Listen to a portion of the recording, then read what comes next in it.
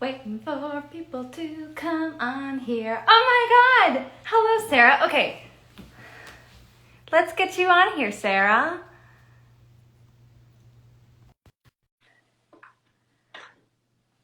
I'll just sit here and wait for Broma Bakery to get on. Is this a cheesy bit? Hell yeah! no! Hello! Confidence calling. Are you gonna pick up? Oh my god, How cute is it? I love it so much. Okay. I need to find a way to like organically work it into my bit so it's not so painfully cheesy. We haven't quite gotten there yet. Here, But I like it. I also okay. Yeah. I also really like that it's like just right next to you. It's just I have to do like T-Rex arms to pick it up, but it's kind of like hello. Hey guys, how's it going? Speaking of T-Rex arms. Hey. Okay, so everybody watching, all 145 of you guys right now, hello. Amazing. Look at us go. This is my dear friend, Sarah, also the woman behind Broma Bakery. Welcome, welcome, welcome to Confidence Call. I'm so excited you're here. I'm so excited for this. I mean, Sarah, right before, texted me. She's like, okay, two things. What are we talking about? And is this a wine call? This is a Wagner pour, ladies and gentlemen. This if it doesn't fill up at least half the glass, is it really a glass of wine? I don't think so. No. I was watching a show the other day, and they poured it to like there, and it's just like, I don't want a bougie pour. I don't want a fancy pour. I want classless goblet. Okay. Love it. So, for everybody watching, the reason why I wanted to bring you onto this show is because you are such a hustler. And I've always admired just how incredibly savvy you are in the business world. And I'm actually super nervous for this interview because my last interview with Lauren Gibbs, she's an athlete. I know everything there is to know about the athlete world, and so questions were super easy. But then when I was sitting down and thinking about what I wanted to talk about with you, I'm like, oh my God, I have to understand business and how to even talk about that. So, this is going to be really fun. What I want to get started with, there's always a before and after. Let's talk about your before. I know that you were doing real people things. You were working in the world out there, just doing your own thing. So tell us all, what were you doing? So I was working in the restaurant industry. Okay. I guess if you go a little farther back, in college, I was an anthropology major. So I studied primate bones. I really liked I don't know that. You were either gonna go work in the field or be a professor. Basically. Like literally, those are your two options with an anthropology major. I don't want to go work in the field. Or, I mean, I don't want to write papers either. So I was like, you know what? I really like food, so let's get into the restaurant industry. And I did quite a few jobs in the restaurant industry. I was host, a server, a manager, a catering director, a marketing manager, a social media person. I mean, I did. You wore a lot of hats. I wore a lot of hats. Always front of house though. Like, I had no formal training in cooking or whatever, baking. Okay. So I was doing that, and I just got really tired. And I felt like, the restaurant industry is so unforgiving. Like, in what way? Like, okay, so you probably feel the same, going into a show, or going into, your whole season, I bet. Yeah.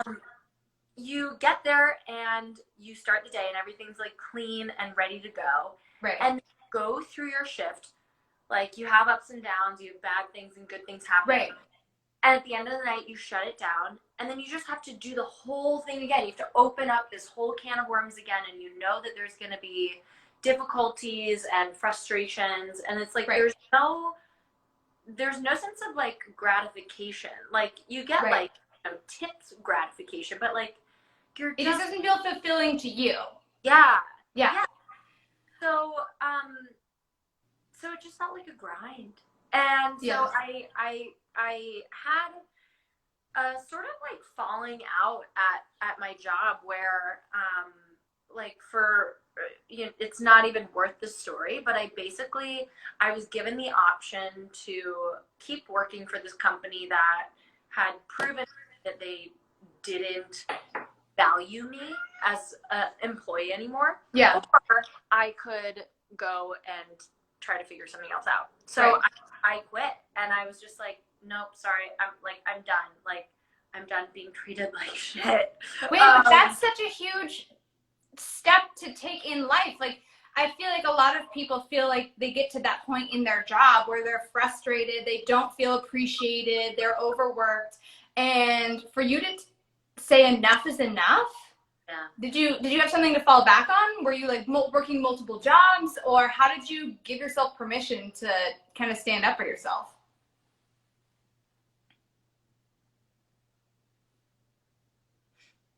You're frozen on my end. Let me see.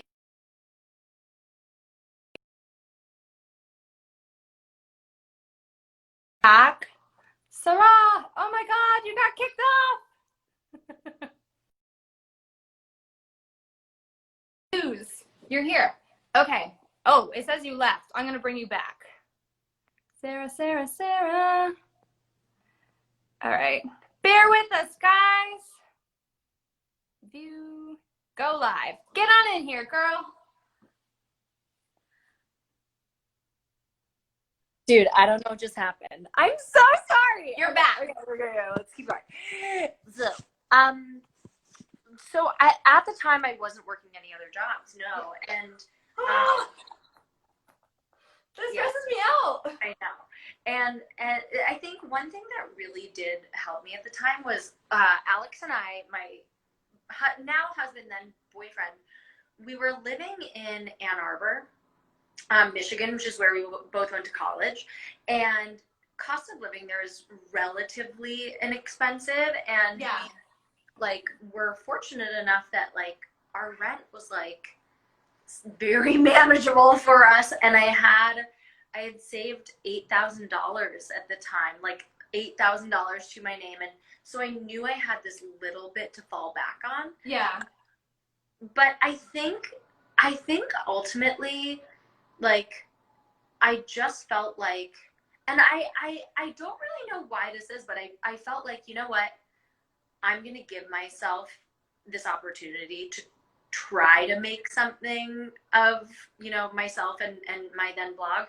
And if it doesn't work, like, I'll just go and get another job in the restaurant. Right.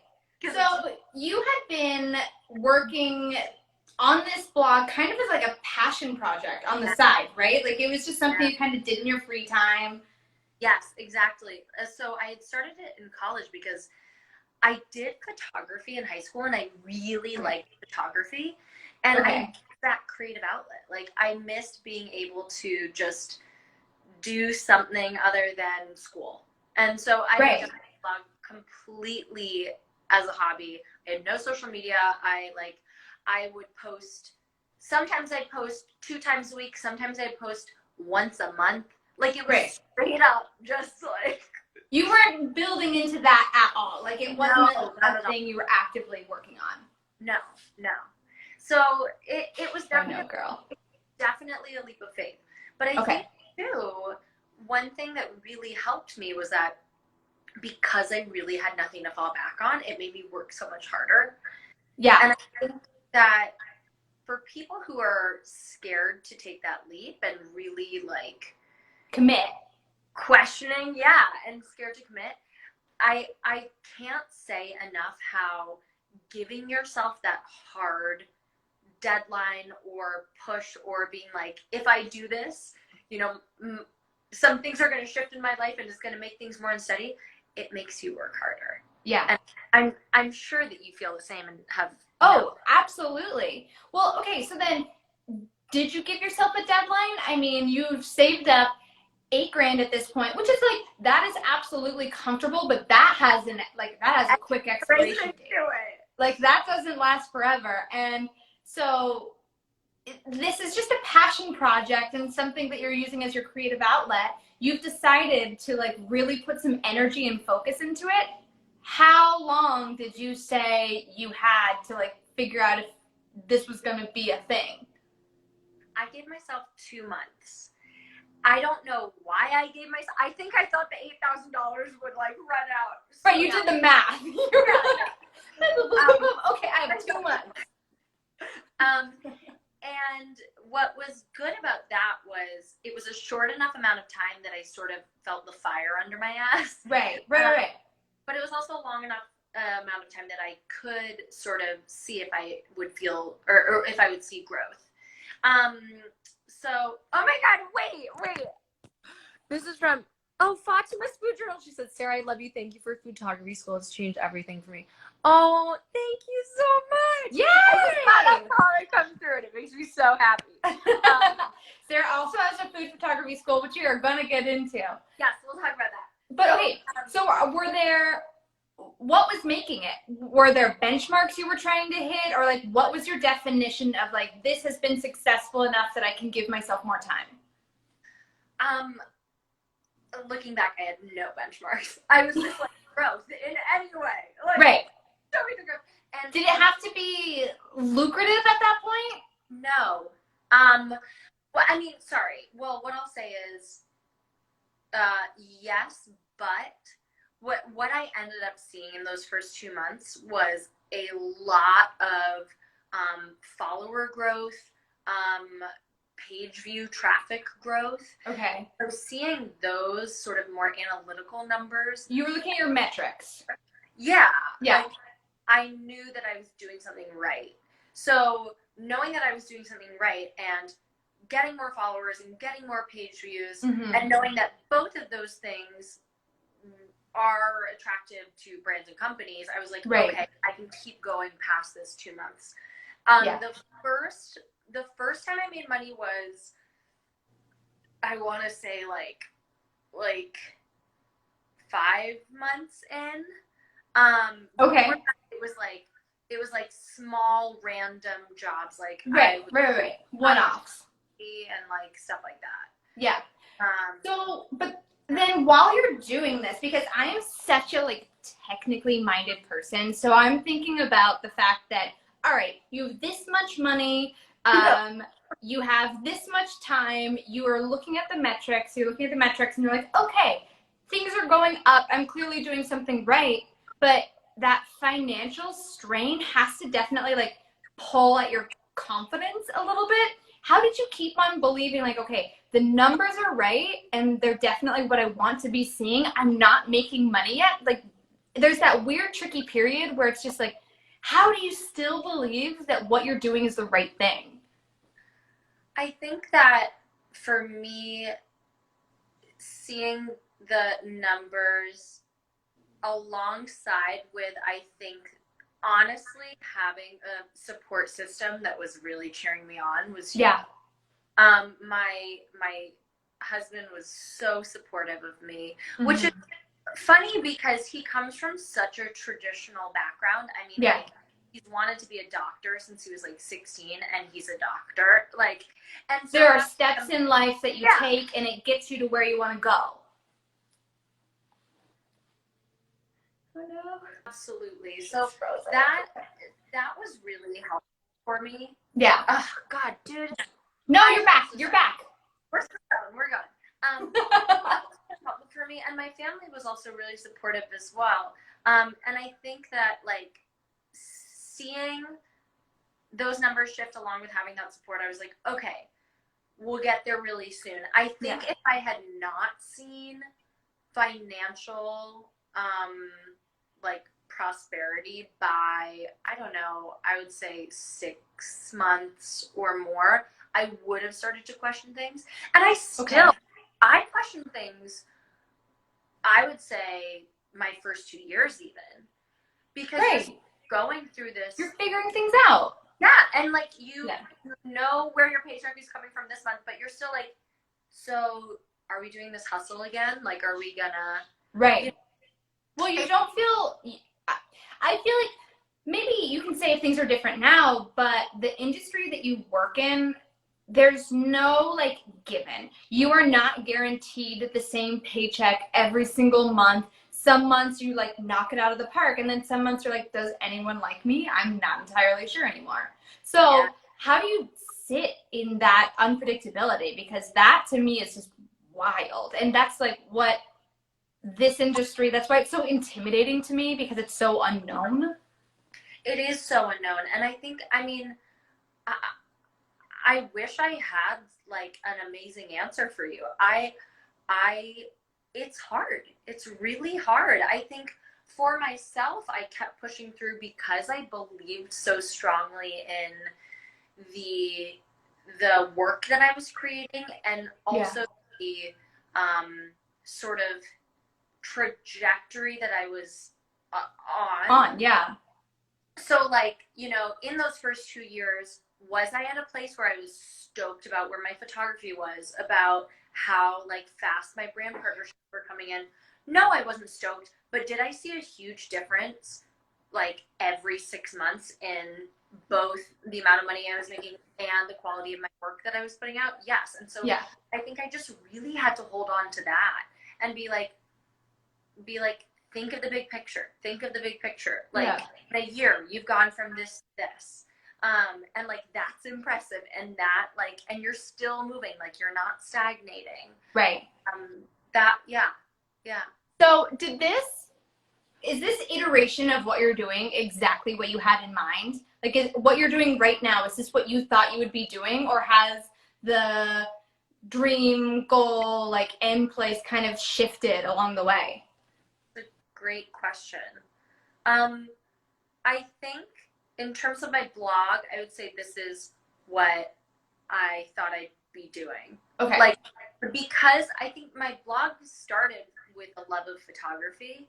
Yeah. And that's absolutely what it pushes my sort of like blog forward. And so it makes sense to me that I have like this dessert blog based in photography, because I've always loved photography. Like, that is my first like passion. Sweet spot, right? Yeah. Oh my God. The first photography school, no, I definitely didn't think I'd be doing that. Okay, well then let's get into this, because come on. So you have your own food photography school. Let's shameless plug. That is what this is all about. Plug your stuff. Let's go. What is it? All right. What do people expect from it? So I have an online food photography school. It's called Foodtography School. And I started it basically after I was, for years, having people just say, like, how do you edit? How do you do this? What's your process for this? And there were all these just food photography questions. And so very much condensing a long story, basically I started this online food photography school, and our first launch went really, really well. And so like better than I ever thought. And so I just went full force with it. And I think too, what's really interesting, and I would love to talk some about this, is just like, I don't come from a business background. I have no training. Like, I didn't take one business or marketing class in college, like, ever. I have, like, it's just not my thing. And my parents are both like creative. They're both writers. So like, it's just not such a different background from anything business related. Yeah. And so the idea of doing this food photography school, I think it's because my battery's low. That's why we're getting so weird. But the idea of doing this food photography school is very foreign to me. And I really found over time that, like, if I can just be honest, like, I'm really good at teaching. And I never knew that I had that ability. Yeah. And so it was just something that really, like, took sort of like taking the leap. And I think that, like, for people who are wondering if they should get into something new, there's never gonna be like, you know, the writing on the wall that's like, you're gonna be amazing at this and you should do it. Right. Very, very rarely does that happen. Like, there's not ever anything that just like falls into your lap and you're like, okay, this is what I do now. There's not. And I mean, how great would it be if there is or was? I'm gonna try to get us a charger so we should be fine. You're on the move. We're on the move. We're going. We're moving. Okay. So I think that's really important to like say though, because I think too, like, so many people look at social media and they see this very static and like perfected reality, and it's like, that's not the case. Like, so many people have had so many failures that came before, and you're not going to see those moments in someone's career because they've learned from them and they've wiped them from history. Yes, exactly. Okay, we're totally doing a change, but it's good. We're just going to keep it going. But yeah, I am really, really proud of everything that we've done, and I think that like it's been wild, and it's also just been so satisfying to see how like having this online school has changed other people's lives. Like, that to me is just like, I started out just thinking like, okay, we'll make a food photography school, like people will get better at food photography and like we'll make some money along the way. And I think the thing that's just so fantastic is it's literally changed people's lives, and it's so fucking cool. Like, the fact that like I can like do, you know, like a course, so you can impact like someone like that. Yeah, and that like somebody's like, okay, I can quit my job because like this taught me how to. Well, you're giving people the confidence that like you had yourself to be able to kind of transition into a different chapter in your life, and that's got to feel so empowering. But my question to you, so you have a blog that's already successful and you're doing phenomenally in this one area of your life, and then to start up another business venture, which is like same but still different. Now all of a sudden, like, the balance in your world, you're risking shifting this blog to focus some attention on your photography school. How did you know that was going to be worth? Bear's one of my favorites. But like, how did you know that shifting your recipe, if you will, into and allowing space for something else was going to pay off? I totally didn't. So okay, we're just gonna talk numbers because this really helps, honestly. Give me numbers. The numbers. I also just like, don't have a problem talking about numbers. I don't know. No, but I know a lot of people are weird talking about numbers, and I do not know why, but I was actually talking about this with my last guest.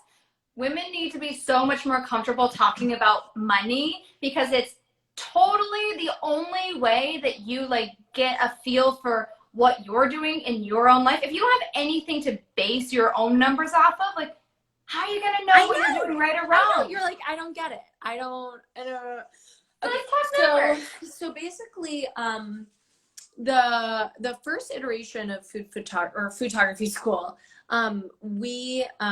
it was just me at the time, and I had worked with a mentor who sort of taught me the ropes with everything. And the first launch that we did, and a launch is basically just opening up your school and saying, come on in. And you do all of this stuff like alongside it. Like, you do a bunch of promotional emails and like social media posts and like stuff like that, and like Facebook advertising and things like that. But the first launch we made $40,000, and I could not believe it. I was like, huh? Wait, what? Wait, what? So because we had done, I say we, it was me. It was like, because I had done that in my first launch, I knew that I had the ability to, I would not say take a step back from Broma, but really add more work onto my plate because I felt like financially it would be worth it. Like, oh my God, if on my first launch I made $40,000, what and this is the first iteration. Like, what can I make this into? And I'm like by myself without a team and all of this stuff. So, so that really, really helped. And I would absolutely say that, like, talking about business, like, money is a huge motivating factor for me, and not because like I care about money, but I think because like it allows me this, I don't know, like ability to like relax and feel comfortable. Obviously, you know? Yeah. You allow yourself to just like be able to take a breath because your hard work pays off, and then you have that comfort that comes along with it. That totally makes sense.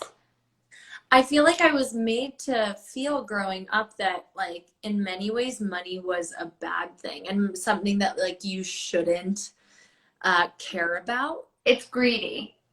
Yeah, it's greedy. And that took a lot of time for me to realize that like you can have those feelings. And are you still there? Am I not there? It took me a lot of time to realize that you can have I'm still those there, and I can hear your voice now, and you're like stuck in a smile for me. No, I can see myself. You're back.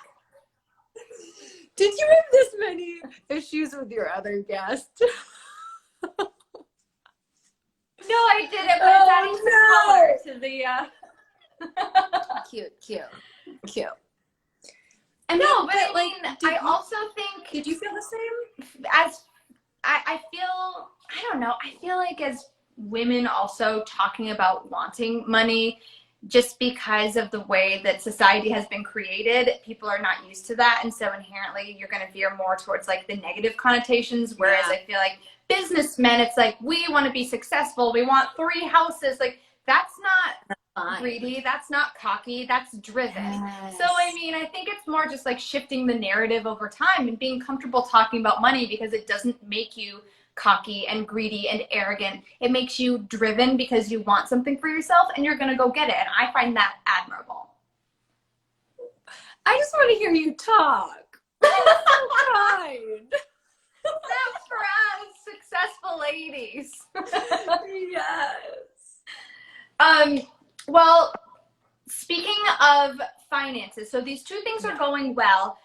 At what point did you decide, all right, I'm crushing it, but I have a lot on my plate and I need help? I think that's a huge part of small businesses. People are starting off doing their own thing. At what point do you decide to bring in help and hire that person to help you with your projects and what you're doing, and trust someone to care about your creation as much as you do?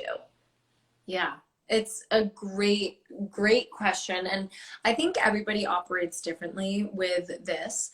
But for my business, what I've always done, which has served me well, is that even if I'm not financially in a place where I feel comfortable with hiring someone, if I feel like my workload is getting to the place where my business is suffering as a result, then it's time to hire someone. So anytime when I feel like I'm, running on fumes, or I'm up to my neck, or I'm lagging on deadlines, or not producing the best work I can, it's time. And I will also say every single time I've hired someone without fail, it has been scary financially, because you're like, is this going to be worth it? Right. But what I have found in pushing through that is, as long as you're really, I don't know, like thoughtful, and just you think very hard about who you're hiring and what you need to like delegate out, then it's worth it. I think you're organized with the process. You can't just be like, I need someone, here you go. Like, you need to know what you want, what you want them to be like, exactly what their responsibilities are going to be. Like it has to be what's going to be the best return on your investment, what's something that like you hate doing, what's something that you know that you should still be doing and not hire out for. Yes, absolutely. How do you, this is a genuine question that I just came up with. Like, when you are looking to hire help, how do you come up with a number? How are you deciding what to pay someone? It's so hard. Like, and do you look at weird. What their responsibilities would be and then kind of build off of that and then just kind of ballpark it? Do you look at other people who are hiring for the same position? Yeah. How do you come up with that number? Yeah, we usually look at similar positions like in the industry. So like the good thing is most positions now you can like go online and see what their valued average is. Yeah. So that really helps. But I think too, it's just really important to strike this balance of if you look online and you figure out sort of like a range of what a role should be, and then you counter that with how many hours you want someone to work per week. You know, like do you although I will say, I mean, one thing is like if you feel like you only have $2,000 a month to spend on an employee, which is a lot of money, then you have to backtrack. And if like that's your hard cutoff, you have to say, okay, well then for 2,000, let's scale this back. Would I rather have someone doing menial tasks for more hours? Yeah. Or do I really, really need somebody to be doing high level work that I can only delegate, you know, a portion of my work to them? So that is really important. But I think too, then beyond that, one thing that's been so important in my businesses is making sure that when I hire someone and we get to this point where like they're working full time, I want to pay them. I don't just want to pay them like the median salary range. Like I want to pay them well. Right. And that's because what I found is that the more that you can pay someone, reward someone, give someone incentives, the more your business is going to do well. Yeah. If you are at the point in your business, regardless of what your industry is, if you're at the point in your business where you want to hire someone, let's go through two scenarios. You take on an unpaid intern, and your unpaid intern has no desire to do beyond the bare minimum for you. They have no motivation. They don't feel connected to the business in any ways. They're doing this to put a mark on their resume. Right. It's more for them just to gain experience. And so you have that weird situation where what's pushing them beyond their own needs? Exactly. Yeah. And then you contrast that with somebody who you pay them maybe even a little more than you should, especially at the start. Yeah. They're going to try to compensate for that and do the best work that they can. Right. And be invested. Yes. And then I will just make sure that like I check in with my people and ask, or my team and ask them, you know, like, how are you feeling? Every year we like at the beginning of the year, we go over like how they feel about their salaries. For a lot of or I say a lot, I only have like 4 employees. But for half of them, I have some sort of performance-based incentive so that the better the company does, the better that they do. Right. So you're making sure that everybody stays motivated, everybody stays on the same page, and everyone feels appreciated. Yes. Okay. Yeah. That makes sense. Okay, let me go over my list of questions. Okay, so looking at everything that you've done, you've started everything out. Along the way, were there any resources that you use to kind of help guide you? I mean, you say you don't have any business background.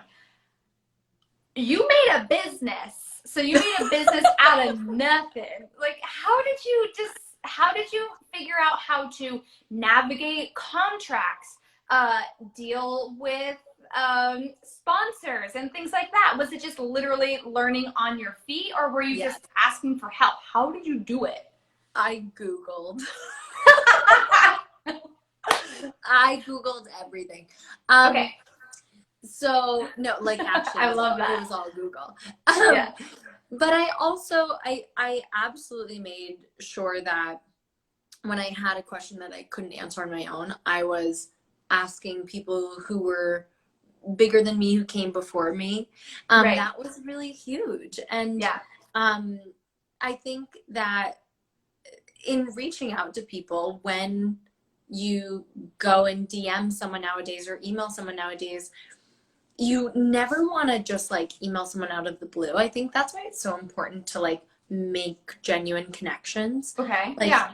I was able to ask really big bloggers questions about photography, blogging, like, I don't know, like doing your taxes, because I made genuine connections with them. Right. And that really opened the door to do a lot of things. And I think that that really, really helped.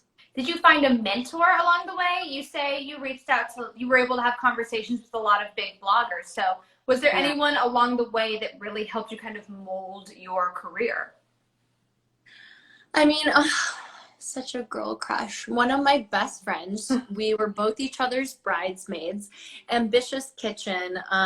She was huge in really helping me along. And I just feel so grateful for her as a friend in person, and yeah, but it's weird because we truly like have a friendship, but she is farther along in her blogging career than I am, and she always has been. And where we connected and were able to sort of like collaborate is she was not as good at photography, and so she actually asked me, she was like, when we only knew each other online, she was like, would you ever come to Chicago, which is where she lives, and I'll teach you about blogging and you can teach me about photography. So it was a give and take. It was totally a give and take, yes. And it turned into this like what's gonna be a lifelong friendship. But I think that like having that was so helpful for me, because if I had weird questions, I could ask her. You feel like you could ask her. You and I have talked about this, and I wanted to ask you this because I think it's so important for people to see. You guys are working in the exact same industry, and while your blogs vary, you still could be considered each other's direct competition. So what allowed you to give yourself permission to connect with someone who is literally working in the exact same space as you, and trust that you're going to still be completely fine giving her photography help and vice versa, you know? Like, how did you get there? Yeah. So I think in general get so intimidated asking for help from people who are like in the same space as them. So how did you even get there? I think that like one of the biggest pieces of advice I can give just off the bat is like this whole idea of like competition, and like if you do well then I can't do well, and right, it's one or the other, but it can't be both. It just doesn't exist. No. Like it doesn't do anything. I like mean, you I worrying about such a hard time with that. I'm sure. I mean, I will say, like, you are at such a high caliber that you're teetering on that level where, like, okay, I can see how you totally might want to be like. No, but I mean, it like you're successful. You push the boundary up here. Someone else is successful, they bring it up to here. And that motivation is also a huge part in everybody's success. Like for me, I was competing against Gracie Gold, who was my rival in figure skating, and she was incredibly successful. And I mean, I've had to really work on my female relationships, just to be frank, but when she got a little bit better, that pushed me to chase her, and then I got better. And it was this weird, like, symbiotic relationship where, looking back, I can see now that was a really positive thing for me. But in the moment, it just felt so cutthroat. And I think, have you like, talked what's to her interesting about to that? me, a little bit. I mean, like, she needs to come on the show, and we need to just be like, so let's talk about when we hated each other. Like, but I mean, literally. that's what I'm interested in. Like, for you to be able to have confidence in your own product, because what you're putting out is a product, to the point where you can ask someone else for help and be willing to give them help as well. That's so insanely, like, brazenly confident, and I admire that. Oh, confident? Is this Confident. confidence? Is it? Hello?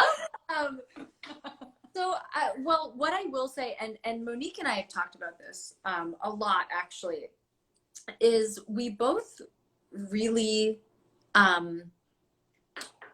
we're both really happy, and we really respect the fact that, like, we just don't feel threatened or like we're competing with each other. Like, and I think that it definitely is a two-way street. Like, both parties have to be like, okay, no, like, this isn't an issue. But right, you have to be on the same page. Yeah. And I think where you run into difficulty, and I have run into this difficulty, is when you don't have any feelings of threat or competition, and another party does. Yeah. But what I've found is that no matter what, like, if you engage in that, like, all you're doing is bringing yourself down. Right. Like, it's draining. It's draining, and it doesn't do any good. I mean, tell me if you feel this same way. So we're in the same management agency, and Britt and Madison, the two sisters who founded our agency, they always say, like, one of the most important things you can do is just to be kind. Truly. It's like, and I think, like, hearing them say that out loud so much too, just like, it's so simple. But it's like, if you aren't kind, it just causes issues. Right. And people remember that.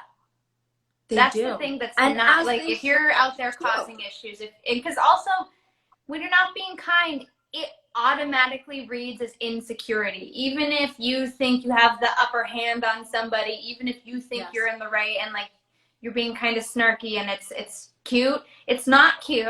It reads so, like, clearly as you being insecure, and then people remember that, and it just absolutely stamps who you are as a person. But being kind, it's the easiest ingredient to success. Yes, absolutely. And so I think that, like, having that in mind is always like important to think about. But I really do just also feel like, in general, there's something so unique about the online world, and I truly believe that there's space for everyone. I feel like if every single person in the world decided to be a food blogger, okay, then we'd have an issue. But like, the amount of people who could actually make this work, who are going to put their all into it, who are talented and driven and, like, I don't know, like, you know, good enough at what they do, like, there's no need to focus your energies that way. Yeah. I wanted to ask you, it literally, like, came into my brain and then it just left right away. Did it come back in? I'm waiting. I'm trying to catch it. I want to say, I'm seeing this message from Elizabeth. She says, I love you branched out on your own, Sarah. Despite working with a business mentor, I love seeing your personality and not just business metrics or competition numbers. Thank you, Elizabeth. She's got all the personality. I remember what I wanted to ask you. Okay, yeah. So I wanted to ask you, you are in an industry that is so based on creativity, right? And there are only maybe there actually are, like, endless combinations of recipes in the world, but a lot of things have been done.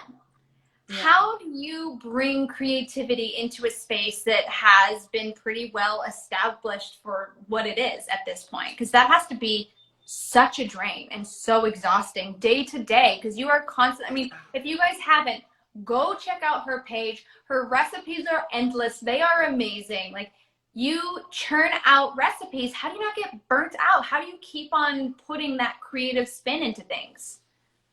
It's hard and it's draining for Yeah. sure. Yeah. I think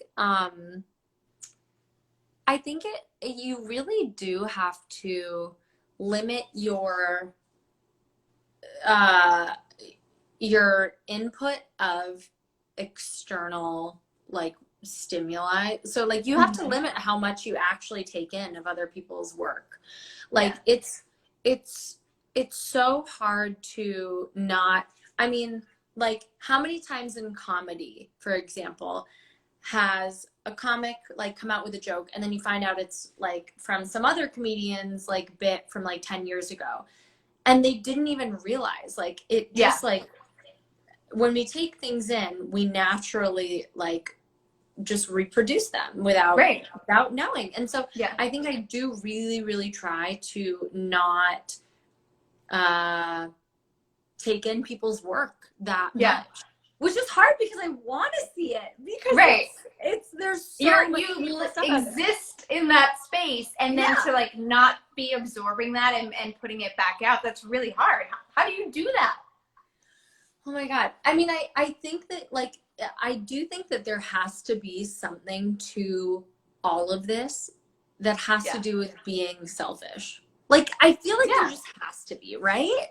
Like, absolutely. Where like, you're like, you know what? Like, this is all great, but I'm focused here. This is where I'm at. I'm with myself. I'm here. Yeah.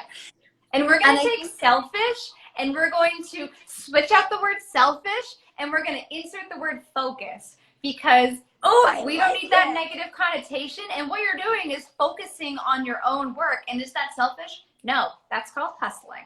No, it's focused. I love that. You're right. You're right. It's not selfish.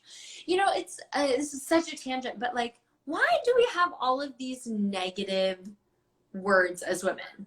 What have we what have I said in this conversation? I've said selfish, a greedy. Like, what's that about? This is why I'm going into psychology.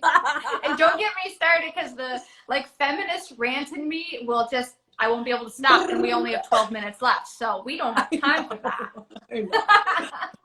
No, but seriously, it's about, I mean, I think you're so successful because you truly don't think it's selfish and you truly don't think it's greedy. And conversationally, those are words that are very easy to come out because they're like accessible and they're the words that we hear the most. But like, you don't think you're selfish. You don't think you're greedy. No. Yeah. No. And you've been successful because you've allowed yourself to be those things, because they're not bad. They're not. And I think that it is really important to teach that to like my kids, at least. Yeah. Because I feel like there is just something that, like, especially as women, like, it's like, all right, well, if you work hard, like, you're ruthless. You don't work hard. But whatever. I'm tangenting. Also. No, but we can flip that really quickly, because all it takes is a little bit of confidence. And then all of a sudden, selfish with a little dash of confidence becomes focused. And greedy with a little dash of confidence becomes driven. It's so true. It's so true. I love it. Look at that. That Lindsay says, and that's on confidence. I love it. End scene. Goodbye. And great talk. I had a couple other questions from people. So one of the questions that just kept on popping up: how did you decide risk versus reward? Because that comes up a lot, especially in growing a business. You have to make some really tough calls. Risk versus reward. How do you decide which way to go? I think that I have always been someone who doesn't mind risk. I just I definitely err on the side of like, sometimes I'll do things and should I have waited one more beat? Like, yeah. Yeah. But I think that in general, when you look at entrepreneurship and you look at people who have succeeded and who the fuck cares about success, but like just people who have really gone after things. Yeah. You have to push through those. There's some inherent risk. Mm-hmm. Yeah. And not just inherent risk, like there's like a lot of risk. And I think it too, like take a step back. Let's say for you guys listening, whatever you're doing that you're thinking about taking a risk. Let's just say you do it. Let's say you take that risk. Let's say you go for it. And now let's say you fail. Okay, so you failed. Tell me more. Yeah. Are you dead? Right. Well, I mean, like, I don't know, depending on, you know, if you're skydiving without a parachute. Yeah. Well, we're talking, let's do a business fail. Let's keep it business. But like, are you dead? No. Did you fail? Yes. Does that mean you're a horrible person or you are a failure? No, not at all. Yeah. You took a risk. Yeah. And if anything, having that risk-taking sensibility is something that's going to push you to success in some sort of other avenue. I love this so much. So in skating, I cut you off. I'm so sorry because I was so excited. Please. Oh my God, tell So me. in skating, I did not skate a clean program every single time. And every time you compete, it's a risk. It is impossible to say, I'm going to skate clean no matter what every single time. You're just not going to. Unless you're a freak of nature, but like still, it's not going to happen. So you'll fall on a jump or you'll fall on every jump, but you get off the ice. You did it. You can't take it back. It happened. And it's about looking back at why you failed, how it happened, what you could have done differently. I so often have people ask me like, you have a bad competition. How do you get over that? And it's like, you don't have anything to get over. That's more valuable than the good ones. You know what you did right in the good ones. Learn something from the mistakes. Learn something from the risks that don't pan out. Yes. I agree. I totally am with you though. It's like you need to strike this balance between I think it's important that you don't mute out what just happened. You acknowledge it and then instead of beating yourself up over what happened, analyze it. Learn. Like look through it. Learn from it. And then take that with you into the future. Okay, so based on that, what can we do better? Yeah. Based on that, what was a failure? Like what should we definitely not do again? But no matter what, I wrote an email about this one time for photography school, and I'm trying to remember it because it felt so right and like so appropriate for this conversation. It was basically like, okay, this is what it was. It was basically like this. Think back to when you were 5 years old. What scared you? For me, it scared me to swim across the pool in my hometown. Same. If I had never pushed past that, I still wouldn't be able to swim across a pool. Right. So in that sense, what is scary for us, what is fearful for us, it's only a matter of what we know at the time. Yeah. So the only way to push past that is to recognize that like there's something greater on the other side. Yeah. And if we don't push past that and we stay in our comfort zone, that is okay, but we're going to stay in our comfort zone. And there is a risk that we're going to, in a sense, not be our best selves. Right. And I think that that's just really important to keep in mind. It's like, if we had kept our 5-year-old fears, like we would still have these fears that to us now, it's like, oh my God, of course I can swim. But the only reason why you think that is because of life experience. Yes. And the only way you get life experience is by experiencing life. Yeah. We figured it out. We're good. You know what? People are also happy about this, so that makes me happy. I'm just reading through these comments I as they go. know. Good. Gibbs, my Good. guest Lauren Gibbs from last week is on. Hi Gibbs, we love you. Oh my God, I've Reading been through loving all her. the comments. So happy that you guys are enjoying this. We have 5 minutes left. If you guys have any questions that you specifically want us to dig into in like 5 minutes, wait, let's see. I have working. Oh wait, I didn't know you could do this. This is What can so you do? cool. Wait, did you know you could do this? What makes the best panna cotta? Can you answer that in 5 minutes? No. I feel like the best way to set a panna cotta that I have seen people do is to wrap it with saran wrap and put it in the fridge. Am I wrong? I don't know. Listen, this Don't is ask what you me. get for a baker who did. I've learned to make from you. I don't know. Wait, we'll keep with these shameless plugs. Also, Madison is watching. I have a call at 7 o'clock. So Madison, I know that I have a call at 7 o'clock. I will be there. This schedule of mine, it's go, go, go. What is the ultimate go-to recipe you have on your site that you need to plug right now? I'm going to tell my favorite after you say yours. Okay. My favorite. Okay, I have two. Okay. One, our chocolate chip cookies. They're our best chocolate chip cookies. They're so good. I gained like a solid 5 pounds from those chocolate chip cookies. My brother came up and stayed with us. Austin all of a sudden was like, we need to stop making these cookies. They're so good. I love those. And also our chocolate cake recipe, or actually, you know what? Ooh. Okay, our gluten-free chocolate sheet cake. So great. We had it for my birthday. It was chocolate cheesecake? No, just chocolate sheet cake. Sheet, yes.